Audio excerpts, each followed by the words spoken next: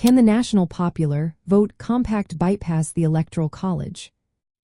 Imagine a system where the candidate who wins the most votes across the entire country becomes president.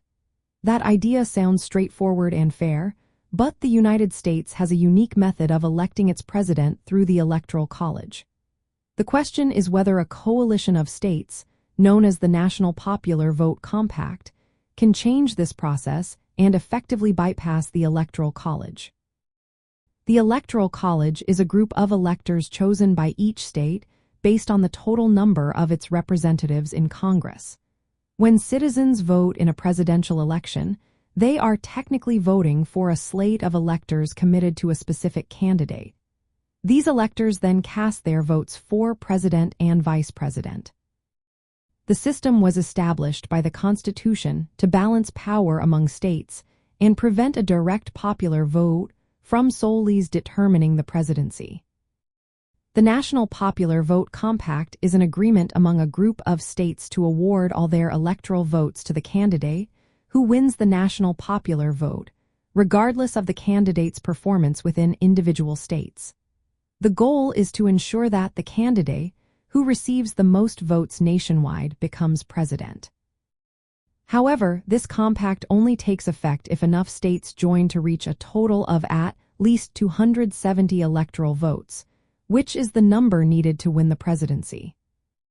Legal and constitutional questions surround whether this compact can bypass the Electoral College. The core issue is whether states have the authority to bind their electors to vote according to the National Popular Vote. The Supreme Court has previously upheld the power of states to appoint electors and regulate their voting behavior. Nonetheless, the question remains whether such a compact could be challenged as unconstitutional because it alters the original method of electing the president.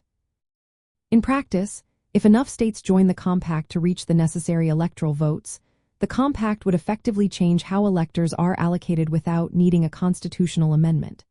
It would be a state-level agreement that modifies the traditional process, relying on the state's power to appoint electors. However, opponents argue that it could be challenged in court, claiming it violates the original intent of the Electoral College or the Constitution's provisions on electors.